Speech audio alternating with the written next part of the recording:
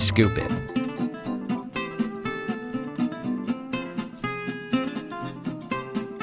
On parle beaucoup de contenu aujourd'hui, c'est l'objet de cette présentation. Donc moi, j'ai des sujets de prédilection. Comme vous le voyez, il y a quelques logos qui parlent d'eux-mêmes.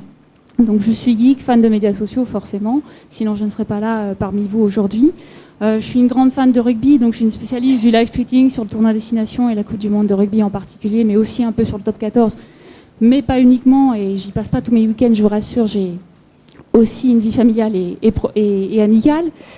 Et puis, donc j'ai un blog pour chacune de mes passions, et en tant qu'indépendante, j'accompagne aussi d'autres marques sur d'autres problématiques, sur d'autres sujets, que ce soit le secteur de l'optique, bien évidemment sur la notion stratégique sur les médias sociaux. Donc j'ai des clients à la fois dans le secteur de l'optique, de l'agroalimentaire, donc c'est assez varié aujourd'hui. Voilà, et puis j'ai un petit logo d'un Y en bas qui s'appelle You. Je profite de ce moment de gloire pour en parler. Donc c'est une boutique en ligne sur des t-shirts geeks. Donc ceux qui sont fans de Twitter, de Facebook, de Pinterest, d'Instagram, je vous invite à vous rendre sur cette boutique qui s'appelle donc You. Et puis vous avez toutes mes coordonnées. Et puis je passe rapidement sur cette partie-là qui est pas la plus importante aujourd'hui. Alors, forcément, quand je passe en deuxième position, il y aura certainement quelques redites par rapport au premier intervenant. Donc, on sait toujours bien de faire quelques rappels, bien évidemment, mais bon, voilà, c'était un petit préambule. Donc, moi, j'aime bien rappeler, quand on parle de brand content, on parle aujourd'hui de beaucoup de médias sociaux. Ce qu'il faut rappeler, c'est que le brand content, donc les stratégies de contenu marketing, aujourd'hui, c'est pas quelque chose de récent. Ça existe depuis de nombreuses années. Et je vous ai mis deux exemples que vous connaissez peut-être déjà, qui sont Michelin et Procter & Gamble. Donc, c'est vrai qu'avant que l'arrivée d'Internet et des médias sociaux en particulier, on avait d'autres supports de communication à l'époque. Et c'est vrai qu'en termes de stratégie de contenu, on a Michelin qui, au début du XXe siècle, s'est lancé dans l'édition de guides des meilleures tables de France, et qui était parti dans l'idée, ben voilà, on vend beaucoup de pneus, donc on va faire en sorte d'inviter les gens à se déplacer, aller dans les restaurants. Donc comme ça, ils vont se déplacer pas mal. Ils auront besoin de plus souvent de pneus. Bon, le fait est que le guide au départ était totalement gratuit, il était offert aux automobilistes. Et puis en fait, la mise à jour a demandé énormément de temps, énormément de travail, donc c'est devenu un guide payant. Ça a été un flop complet, jusqu'à ce qu'il y ait une distribution dans les écoles, et là, le succès est arrivé. Et puis on a un autre exemple là qui est plus sur la TV avec Procter & Gamble, qui avait lancé à l'époque des émissions de fiction afin de placer leurs produits et de toucher la ménagère américaine. Donc c'est bien de faire un petit peu ce retour en arrière, parce qu'on dit souvent les médias sociaux c'est innovant, c'est super, c'est récent, ça vient d'arriver, mais voilà, on n'est pas les pionniers aujourd'hui. L'arrivée donc des médias sociaux, des supports digitaux de manière générale, ont pas mal d'atouts aujourd'hui. Donc je vous ai mis trois exemples d'avantages qu'on a à aller sur les médias sociaux. Déjà, là, pour commencer, la création, la publication et la diffusion sont facilitées. Donc c'est vrai qu'aujourd'hui, créer un compte sur YouTube, ça prend quelques minutes. Créer une vidéo sur Vine, qui est un outil qui permet de faire des vidéos de 6 secondes via Twitter notamment, ça prend quelques secondes, encore une fois. Ça, en termes de publication, c'est pareil. On a une audience potentielle importante. Alors je vous passe les nombreux chiffres qui sont diffusés chaque jour dans des infographies, dans des mailings ou sur des sites web, les blogs, qui vous donnent une idée du potentiel qu'on a aujourd'hui sur Facebook, sur Twitter, sur plein de réseaux sociaux. Et puis c'est aussi pour les marques une vraie opportunité pour gérer leur propre contenu, parce que vous le savez certainement aujourd'hui, les médias sociaux, c'est la possibilité pour n'importe qui, consommateur et client, de créer ses propres contenus. Et c'est vrai qu'aujourd'hui, les marques existent sur le web et les médias sociaux avant même que les marques s'y soient positionnées. Donc c'est vrai que c'est une vraie opportunité pour elles aujourd'hui, pas d'obtenir un vrai équilibre, mais au moins d'occuper le terrain, de gagner en visibilité et de rendre, entre guillemets, la monnaie de la pièce aux internautes. En termes de perspective sur les stratégies de contenu, bien évidemment, on a la notion d'interactivité qui est très forte et associée aux médias sociaux. Et puis, on a cette volonté aussi des internautes d'être davantage impliqués dans les opérations de communication. On parle de crowdsourcing aussi, donc la possibilité de les impliquer dans la création et la promotion, l'amélioration de contenu. Vous verrez que je donnerai plusieurs exemples par la suite, mais il y a un exemple célèbre qui est notamment Danette, qui chaque année propose aux consommateurs de choisir le parfum qu'ils souhaitent revoir dans les grandes surfaces. Donc voilà, il y a cette volonté aussi des internautes de ne pas être des simples consommateurs d'informations complètement passifs, mais d'être vraiment actifs et au cœur de l'expérience des expériences qui seront menées par les marques. Alors forcément pour les marques, ces nouveaux mouvements, ces nouvelles tendances, ces nouvelles démarches, ces nouveaux comportements obligent les marques à communiquer autrement. Donc, on l'a déjà dit, notamment sur la première intervention, donc des marques qui doivent être un peu moins centrées sur elles.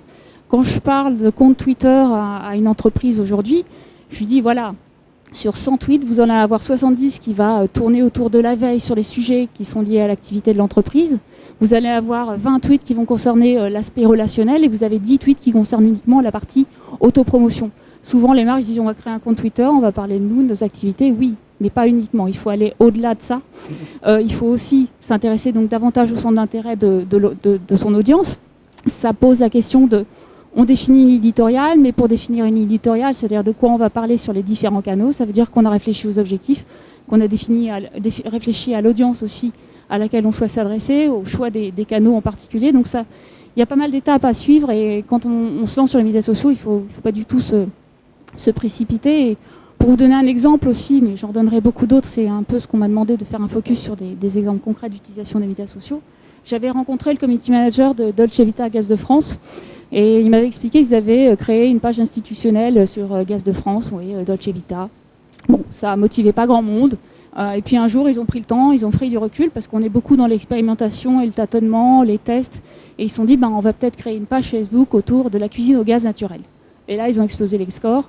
Alors bien évidemment, ils avaient énormément de moyens, donc ils ont pu faire appel à des chefs pour créer des vraies recettes, faire des vidéos et ainsi de suite. Mais voilà, positionnement, Dolce Vita Gaz de France, on fait la cuisine, on explose les scores. Donc on ne parle pas directement de la marque en tant que telle et de ses activités, mais en tout cas, on arrive à fédérer une communauté autour de la cuisine au gaz. Et puis il y a aussi la nécessité de susciter l'intérêt. Encore une fois, il faut faire venir les fans, notamment sur une page Facebook, mais il faut aussi leur donner envie de rester. Des critères à considérer qui ont déjà été évoqués, c'est l'apport d'une plus-value. Donc de ne pas se contenter simplement de diffuser une information, où il faut essayer de rajouter une vraie valeur par rapport à ça. La notion de créativité, ça, elle est indispensable aujourd'hui, même s'il ne faut pas que ce soit la première chose qui arrive justement dans la définition d'une stratégie de contenu. Il ne faut pas être dans la créativité à outrance et dans la complexité. Et puis la nécessité de s'adresser à une personne et non plus à un consommateur avec une conclusion qui est de passer du contrôle à l'influence. Alors, une typologie de brand content, donc autour de 3 axes. C'est vrai qu'aujourd'hui, les marques ont décidé de se positionner sur l'une des 3 catégories que je vous ai proposées ici. Alors, il y a les contenus qui sont dits ludiques et divertissants, qui vont vraiment miser sur l'aspect émotionnel. Donc là, on est vraiment dans du B2C notamment, et le côté amusant. On a les contenus qui sont plutôt utiles et pratiques, où la marque, là, elle va plutôt essayer de rendre service à ses consommateurs et aux internautes. Et vous avez une 3e catégorie de contenu qui relève de tout ce qui est information et découverte. Donc là, on est plus dans une démarche de pédagogie, de donner des informations, d'instruire, ou en tout cas d'essayer de sensibiliser le public à certains sujets. Et là, je passe sur la partie qui est peut-être un peu plus parlante. Donc là, je vous ai mis à chaque fois, donc on va repasser en revue les 3 grandes catégories de contenu. Et j'ai essayé de vous présenter les exemples de cas que j'ai identifiés ici et là dans le cadre de ma veille, notamment. Alors il est bien évident qu'il y a énormément d'opérations aujourd'hui qui sont lancées sur les médias sociaux. Ça a été très difficile de faire un choix. Moi, j'ai retenu surtout celles que j'avais identifiées et que j'ai trouvées intéressantes. Alors je ne sais pas si vous aviez entendu parler, j'ai commencé en haut à gauche. Il y en a peut-être certains qui reconnaissent la personnalité qui est sur l'image, non? Non? Alors c'est du tennis, oui. C'est Tsonga. Voilà, donc c'est à ma connaissance, je crois que c'est le premier français au classement ATP, donc je crois qu'il y a une 9e, sauf si ça a changé depuis. Donc c'est une opération qui avait été lancée par We Are Tennis et de la BNP Paribas, en fait, qui avait décidé de lancer une sorte de duel entre Twitter et Tsonga. Donc l'objectif, c'est qu'en fait, on avait des internautes d'un côté qui décidaient d'entraîner Tsonga. Donc il y a un site qui a été mis en place. Sur ce site, en fait, les gens avaient la possibilité de dire, voilà, je positionne la balle sur un terrain de tennis virtuel et je décide de programmer un coup de tennis. Donc ça peut être un reverse slice, ça peut être un love, ça peut être un lift. Bon, je dis des termes peut-être que vous ne connaissez pas, mais voilà, il y avait des coups de tennis. Et donc les gens choisissaient ce coup, ça générait un tweet avec un hashtag spécial, et le tweet en tant que tel était envoyé via un système technique que je ne rentrerai pas dans les détails, mais c'était envoyé à un robot qui lançait des balles de tennis. Et donc, il y a une opération qui a été mise en place, les gens se sont pris bien évidemment au jeu, et donc il y a eu un jour, je crois que c'est le 25 ou le 27 mai, en tout cas un peu avant l'édition Roland Garros 2013. Et Tsonga est arrivé et ils ont mis en marche la machine. Et là, ils sont entraînés pendant un certain temps à recevoir les balles qui étaient envoyées par le robot. Alors à la clé, il y avait bien évidemment la possibilité d'être tiré au sort. Hein. Si vous envoyez 1000 tweets, bon, il n'a pas tapé dans 1000 balles à la fois, mais bon, il y avait une sélection quand même qui était faite. Donc voilà un peu une opération qui était assez sympathique. Après le jour J, ce qui était intéressant, c'est qu'il y avait un nouveau tirage au sort sur l'envoi de balles là carrément en direct. Et au-delà de ça, il y avait aussi un live streaming qui était fait. Donc le jour J, on pouvait voir Tsonga taper dans les balles et avoir du mal aussi de temps en temps parce que les coups apparemment étaient assez difficiles. Donc ça, c'est un premier exemple de ludique et de divertissement et côté un peu implicatif. Vous avez un autre exemple en bas qui a été lancé pour les 140 ans en fait, de la marque Heineken. Donc l'objectif, c'est qu'en fait, c'était la possibilité pour les internautes et les fans de la marque de pouvoir designer leur propre bouteille Heineken. Donc là, on allait sur Facebook, on avait une application qui avait été créée pour l'occasion et on pouvait, à partir de graphismes qui étaient proposés, il y en avait plus d'une centaine, on pouvait créer son propre design. Ou alors, pour les plus experts, on pouvait vraiment partir de zéro et innover et aller vraiment dans la complexité. Au final, il y avait un voyage à Amsterdam à gagner. Et il y avait aussi, et ça c'est bien parce qu'il y a un côté récompense aussi pour les internautes, c'est que les bouteilles qui avaient été choisies par le jury étaient exposées dans un musée, le musée Heineken, à Amsterdam. Donc vous voyez qu'il y avait deux choses intéressantes. Il y avait effectivement cette motivation d'être mis en avant et d'être récompensé en allant dans le musée, et puis aussi la possibilité de faire un voyage à Amsterdam. Là, il y a un autre exemple que j'ai identifié un peu plus récemment sur la droite. Donc vous l'aurez peut-être remarqué, c'est un bateau.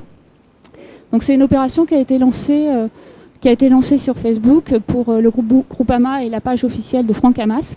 Et ce qui est vraiment intéressant là-dedans, c'est qu'en fait, on a possibilité à partir de cette image et en fonction des actions qu'on va mener sur cette image, donc selon qu'on appuie qu'on commente avec un certain mot-clé, le bateau ira plutôt à gauche, dans un autre cas, il ira à droite, et on a la possibilité aussi de le faire accélérer. L'intérêt, c'est qu'en fait, c'est une opération qui a été lancée avant le Tour de France de la voile. Et donc, en fait, les internautes ont pu mener le bateau jusqu'à Dunkerque. Donc, vous aviez un système de couverture sur la page Facebook qui était mis à jour toutes les 5 minutes.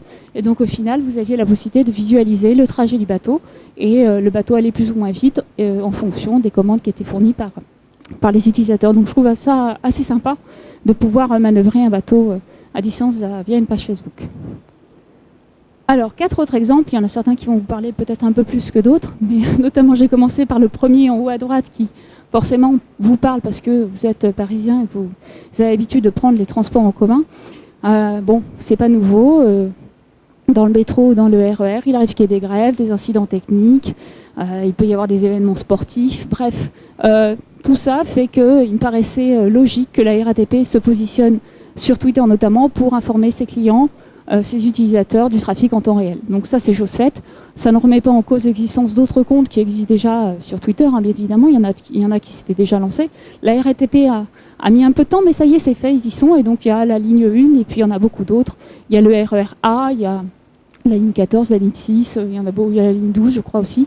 Moi, j'attends encore, à ma connaissance, il n'y a pas encore le RER B. Mais là, ça va être un gros... S'il y est. Ah oui, c'est vrai. Exact, bonne remarque. Bon, en tout cas, j'attends le RER-B avec impatience, parce que c'est une ligne un peu difficile. Donc voilà, c'est un service en temps réel qui est assez intéressant.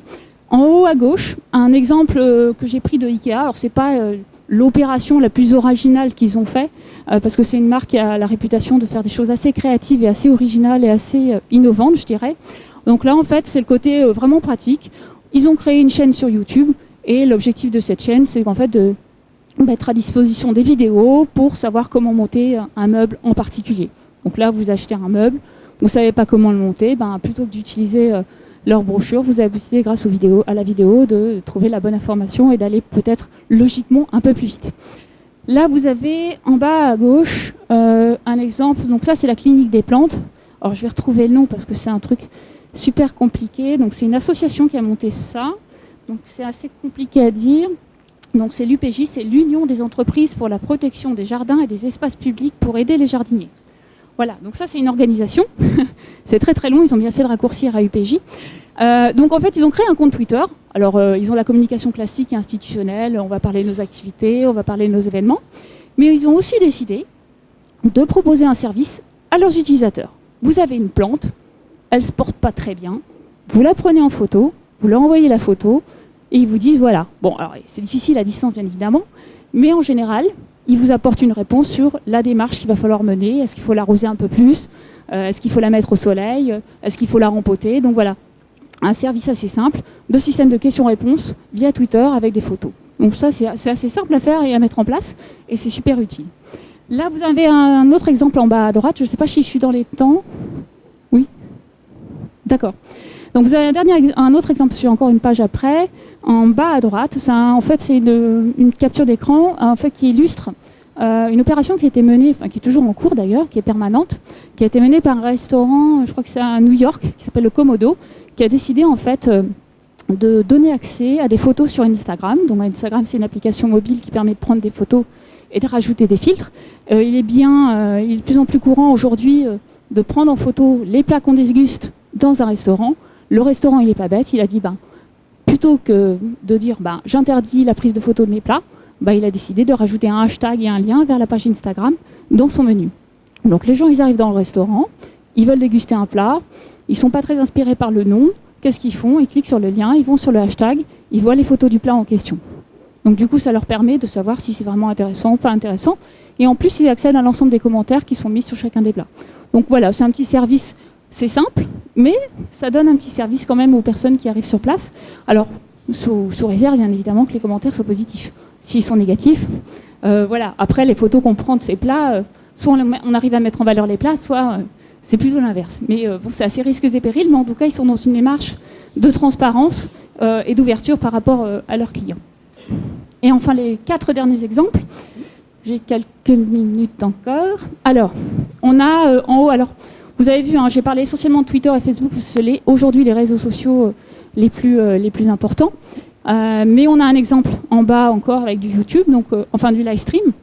Donc on a eu pas mal de polémiques à un moment donné sur tout ce qui est hygiène dans les restaurants. Et donc notamment, on a Domino's Pizza qui a décidé un jour, alors c'est Salt Lake City, je crois, c'est un restaurant qui est là-bas, qui a dit, moi je vais jouer la transparence, l'honnêteté, vous commandez une pizza, vous voyez sa création en temps réel.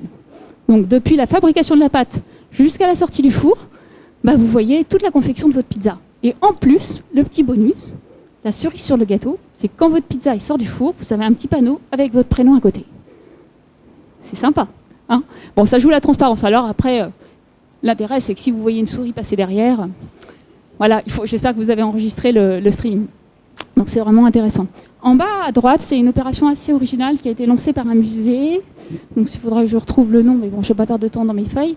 Donc ça a été lancé par un musée. Donc l'objectif, en fait, c'était de faire de l'histoire, de parler de ce qui était passé pendant la guerre de 14-18. Donc ils ont créé un faux profil sur Facebook, le profil de Léon Vivienne.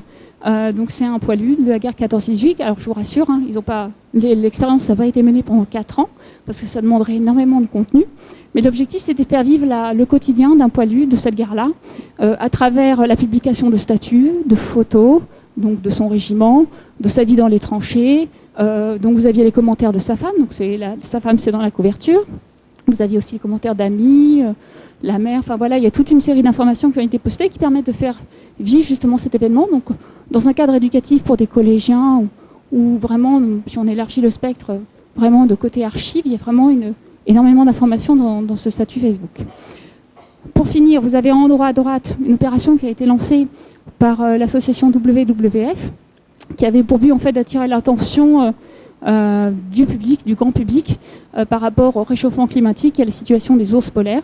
Donc c'est un réseau social qui a été créé pour l'occasion, sur lequel vous avez la possibilité de rajouter des petits blocs de glace pour agrandir la banquise, sous réserve bien évidemment que vous partagiez l'URL auprès de votre réseau.